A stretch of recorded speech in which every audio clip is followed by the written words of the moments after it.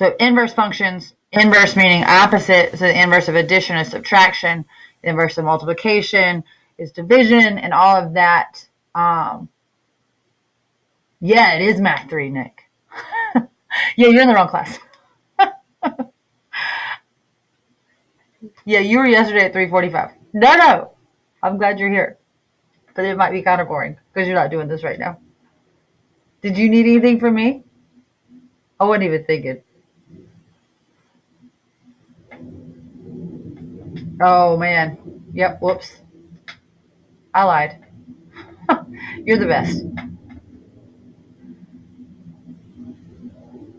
Yeah, you're good to go. Thank you so much, Nick. I'm sorry. I'll go ahead and fix it, too.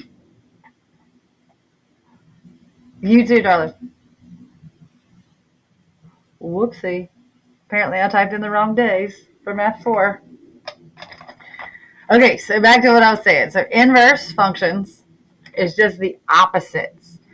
So when you're looking at just a list of coordinates or a table or anything like that, remember this is X and this is Y. So inverse is we're just going to literally flip them. So it's going to become, instead of X, Y, we're going to turn it into Y, X. So 1, -3, nothing changes. It just literally switches seats. Now you have just written the inverse list of coordinates. That's all there is to it as far as coordinates are concerned. Which the fun part is if you understand the coordinates, you can get the coordinates from Desmos for the equations and check yourself. If it's asking for the equation, that won't help. But if it's just asking, are they inverses or not, you can get the tables from the equations and do the same thing. So like number 2, again, we're going to take X and Y, and we're going to turn it into YX. So 7 is now going to become my X value. -5 is now going to become my Y value. -8 is my X. -6 is my Y. I'll say it again. Nothing changes signs. So positives and negatives don't change. They just switch seats. So whoever Y was now becomes X, and whoever X was now becomes Y. Tables and coordinates, in my opinion, are like beautifully, amazingly easy. If you were to graph these in Desmos, so make the list of that first set of coordinates, and you were to graph the Y equals X is probably easier because Y equals is what we're used to graphing. Everything reflects over the Y equals X line. And that's your perfect diagonal running through the origin in a positive direction. So a mirror image over that line should happen whether it's coordinates, whether it's an equation. The only ones that get a little weird is your quadratics and your square root functions because of rules. Like you'll see down here, it says Y has to be greater than 0 because root functions just don't cross into the negative Y unless there's transformations that have occurred to them. Now here's your steps. You're going to write them down later in the week too. But if you have paper, write them down. So number 1, we're going to switch the X and Y.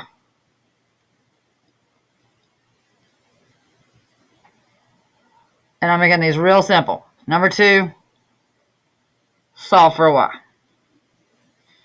So in this case, it's in form of Y equals. If it was to be in the form of f of X equals, I suggest rewriting f of X or putting a Y on top of the f of X, just so your brain doesn't get overwhelmed. No difference. We're going to switch them. So it's going to now become X equals 3Y plus 2. Now I need to solve for Y. So line of great divide, if you had me in Math 2 or any other classes prior to now, my stinky kid is my Y. We're going to take the inverse of that positive 2. So we're going to subtract 2 from both sides. And that's going to give me X minus 2 equals 3Y. And I've asked it a ton of times, but 3Y is what operation? What is 3Y operationally? So the addition, subtraction, multiplication, or division, the way it is right now.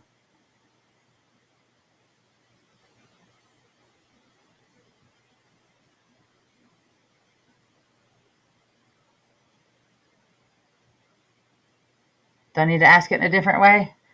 Do you understand what I'm asking you? What operation is 3Y notating?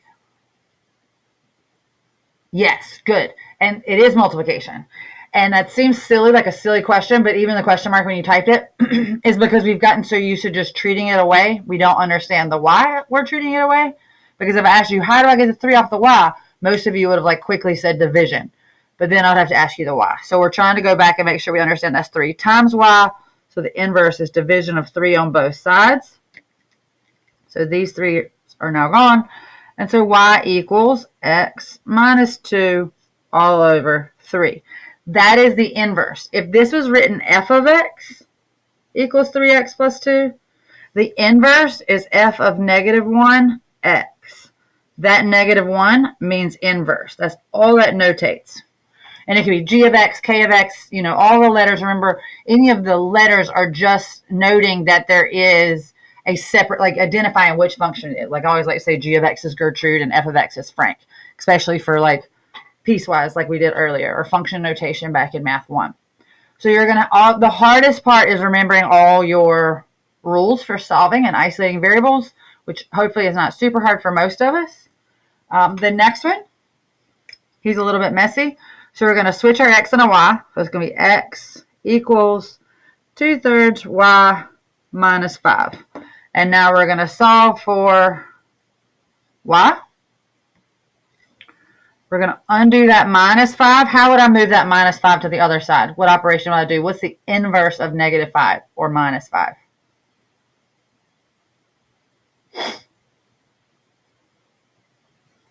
Yep, we're going to add 5 to both sides. Perfect.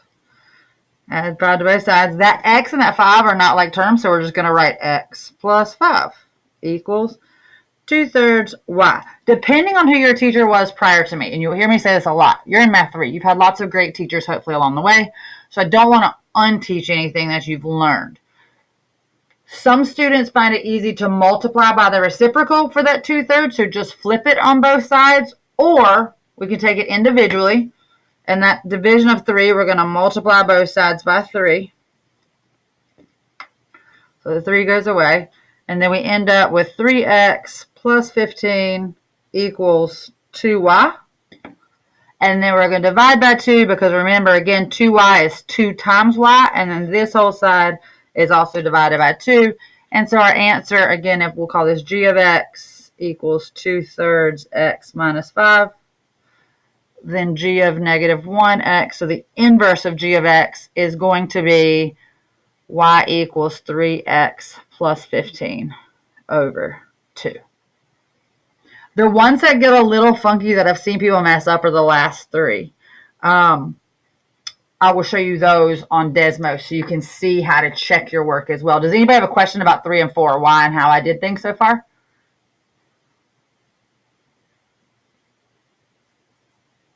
So the inverse function is just that perfect function reflected over the x equals y, or y equals x.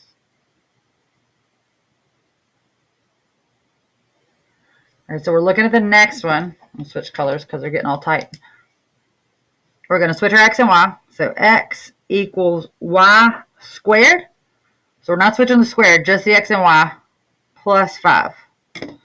Again, line of great divide. Solve for y. What are we going to move first, and how are we going to move it?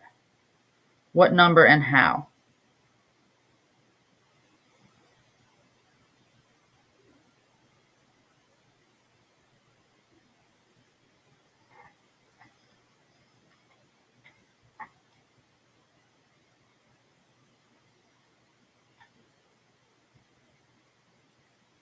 How am I going to move that 5?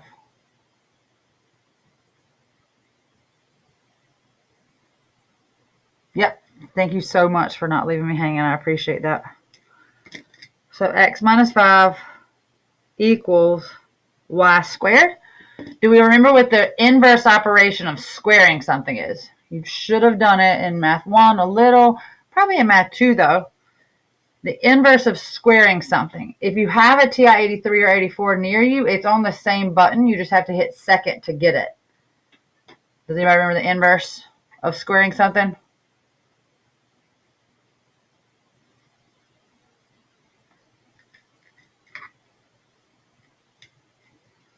I feel like I'm pulling teeth. So it's going to be square root, square root. So my answer is going to be y equals the square root. Pay very close attention. X minus 5 is all under the square root bar. That matters. Because think about your transformations. If 5 was on the outside, that's the up and down slide. If it's on the inside, that's a left-right slide. Totally different graphs. So the whole thing is square rooted to get the square off the y. So this is now the inverse of x squared plus 5. Now hopefully you're going to still see, we'll bring desmos over because this is the one that most people get confused. If they get the solving right and then they put it in, they think they made a mistake. So inverse, again, as I said, it's a reflection over the y equals x. So that line, top and bottom, is where these graphs should match. They should mirror each other. So our first one is y equals x squared plus 5. Now, just a call out, don't have to do this, but just for in general manipulating desmos, if I call this f of x, if you put in f of negative 1x, so the correct notation of inverse functions, it won't graph it. But we're going to call it g of x, which is not like mathematically sound. It's not the way you're going to see it on the EOC. It's not the way you're going to see it on a test. But it differentiates to desmos if I want to make a table for each or if I want to try a coordinate for each. So like thinking about piecewise functions, a way to use this to make piecewise easier. And our answer was square root, which I need to get from our keyboard. Sorry, words gone. Keyboard here. Square root. Whoops, that's not in the right place. We jumped. Square root of x minus 5. Again, making sure that I am still under the root bar. So, what you should see now is a perfect reflection. This is not a full parabola on its side because of the rules of this not being allowed to be in the negative because it's a square root function. And like I said, if you wanted to check it, you could go over here and do table and table. This one's not as perfect. But so theoretically, if I put in these numbers, you should see a kickback of both. So let's see, that was like 6. So if I plug in 6 here, remember the y becomes x, and I have a 1, and that's 1 and 6. If I plug in a 9 here, I should have a 2 output because that's flipping those last 2. If I plug in a 5, I should get a 0. And I do. And the negative, you're not going to get your negatives because if you see these dots are starting to pop up as well, you can check them across each one. So again, perfect reflection over the y equals x. The parabola is going to give you a half, just an arch, and vice versa. So if you started with a square root function, the reflection is going to be a full parabola because it reflects over the x equals y. So again, let's go back. Just algebraic mistakes I've watched students make. So if we're looking at our next one, what's the first thing, the very first step we should do?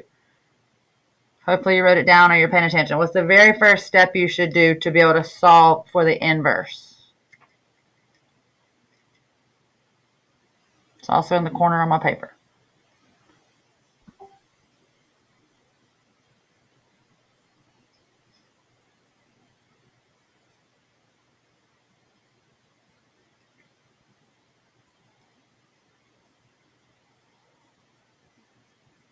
Yes. Eli, you were the dude. Thank you so much. So we're going to switch our x and y. X equals y minus 3 squared. Now we have to solve for y. Our first problem is the squared right now. So we're going to square root both sides because that'll get rid of that squared. And so now I have the square root of x equals y minus 3. To get rid of that minus 3, we're going to add 3 to both sides. This is not underneath the root bar. That's where you're going to run into some confusion. Make sure you put it in correctly. Into desmos, this answer is not the same as this answer. Like I said, this is a left-right slide. This is an up-down slide. This is the correct inverse for this equation. This is still going to give you that half curve, not a parabola, where you're going to have a parabola here. That's your parent function, just slid to the right 3 units. This is going to give it, and it's going to be slid up 3 units relative to the parent function of square root of x. This is going to work very similarly, but we're starting with that half instead of with the parabola. So we're going to switch our x and y. X equals the square root of y minus 2. Now we're going to solve for y. We got to get rid of that root. So we're going to square both sides, which gives me x squared equals y minus 2. We're going to add 2 to both sides. So these 2's go away. And that's going to give me x squared plus 2 equals y. Again, this is a quadratic parabola up 2 units. That's the inverse function of this function. And again, you can plug those into Desmos and check them. It should reflect over our y equals x. So if we type these guys in, and that was, we were given y equals, and again, you don't have to do f of x, g of x. That's just if you want to manipulate it to do something for you, so it knows which one you're looking at. This was the given, which hopefully we see is that hump we've talked about, y equals, and then x squared plus 2. And so again, you're going to see that at 0, 2, the inverse would be 2, 0. And those are going to be the inverse of each other. Okay? So using Desmos is a great way. So what if, verify that they are inverses. You could graph them and state that they reflect over the y equals x. That is a way to verify. Also, you can solve them and check them to verify that they are the inverse of each other.